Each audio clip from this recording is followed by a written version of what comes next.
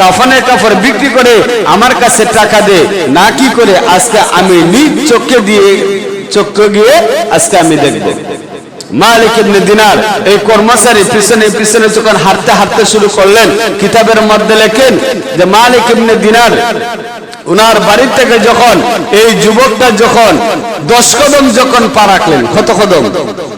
10 কদম যখন পা রাখলেন, মালিক ইবনে দিনার ডাক দিয়ে বলতেছে যে আমার মনে হয় আমি এমন একটা দেশের মধ্যে গেলাম, ওই দেশের মধ্যে কোনো গাছপালা বলতে নাই।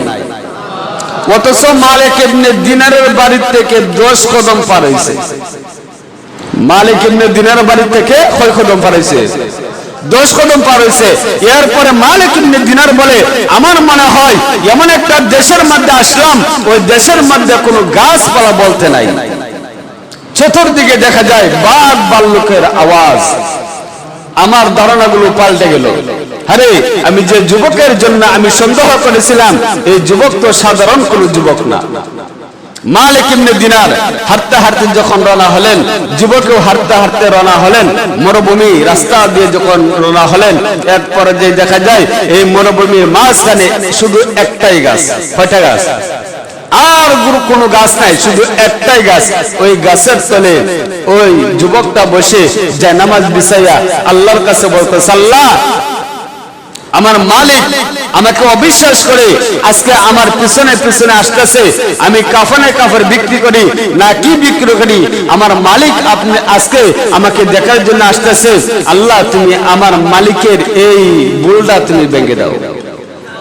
আল্লাহ পাক রব্বুল আলামিন আবার ওই একটা টাকা শূন্য টাকা যখন এই যুবকের হাতের মধ্যে দিলেন, মালিক ইবনে দিনার বলে আমি অনেক দূর থেকে আমি তাকায় দেখলাম আমার যুবকটা যখন গাছের আড়ালের মধ্যে যখন আল্লাহু আকবার বলে যখন হাত উঠাইলেন, আল্লাহু আকবার যখন বলে যখন হাত উঠাইলেন, যখন সেজদার মধ্যে গেলেন, আমার ওই যুবকটার সেজদা একটা সেজদায় ফজরের আজান শুরু হয়ে গেছে।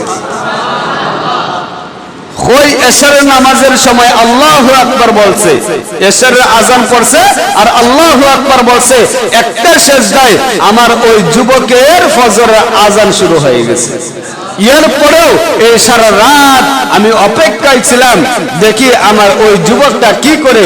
দেখা গেল আমার যুবকটা কাফনের কাপড় চুরি করবে দূরের কথা, একটা সেজদায় উনি ফজরের আজান পড়ে গেছে। উনি কখন চুরি করবে? মালিক ইবনে দিনারের সন্দেহ পাল্টে গেলেন। এবার ওই যুবকটা ডাক দিয়ে বলতেছে, আল্লাহ একটা টাকা দাও। আমার মালিক ইবনে দিনার সব দেখতেছেন। এইভাবে মালিক ইবনে দিনার যখন দেখতেছেন, এবার মালিক ইবনে দিনারের উনি বাড়িতে চলে গেলেন।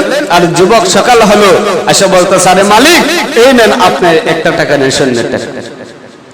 মালিক ইবনে দিনার বলে, বাবা রে, মদের বোতল যদি 10টা যদি আমার সামনে দেওয়া হইতো, তাহলে আমি মালিক ইবনে দিনারের একটা সাইড করতাম। ফেডের কয়টা সাইড? 2টা না? একটা পানি একটা খাদ্য। জোরে বলেন ঠিক নেই? একটা খাদ্য একটা পানি, এই 2টা সাইড। 2টা সাইডের মধ্যে যখন মদ পান করতো, তখন মদ কিন্তু এক সাইডের মধ্যে গিয়ে জমা হইতো। মালিক ইবনে দিনার বলে 10টা বোতলও যদি আমি খাইতাম, এরপরেও আমার পেটের একটা সাইড করতো না। কত মদপুর ছিলেন মালিক ইবনে দিনার। সাধারণ একটা ছোট বাচ্চার কারণে এই ঘটনার পর থেকে মালিক ইবনে দিনার আল্লাহর ওলি হয়ে গেছে। মালিক ইবনে দিনার আল্লাহর ওলি হয়ে গেছে। যারা দেখবেন মদ খা, গাঞ্জা খা, সুদ খা, ঘুষ খা, আল্লাহ যেদিন হেদায়েত করবে, এদিন আমি খেরে আমার বাবাও ধরে রাখতে পারবে না। জোরে বলেন ঠিক নেই?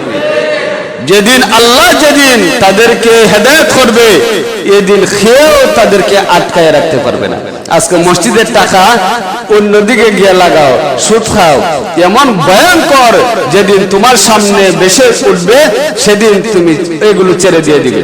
আল্লাহ পাক রব্বুল আলামিন বলতেছে যে তোমার জিহ্বা, তুমি যদি সুদ খাও, তোমার জিহ্বা এত লম্বা হবে তুমি টার পাইবে না। এলাকার মানুষ যদি তোমার অবস্থা দেখবে, যদি দেখতো, তাহলে তারা বেহুশ হয়ে জমিনের মধ্যে পড়ে ঘোরাফেরা করতো। তোমার জিহ্বাটা লম্বা হয়ে নাভি পর্যন্ত যখন আসবে, কেউ দেখবে না, শুধু একমাত্র আমি আলিমুল গায়ব বিজাতিস সুদূর, আমি আল্লাহ দেখবো আর স্বয়ং তুমি দেখবে। কে দেখবে?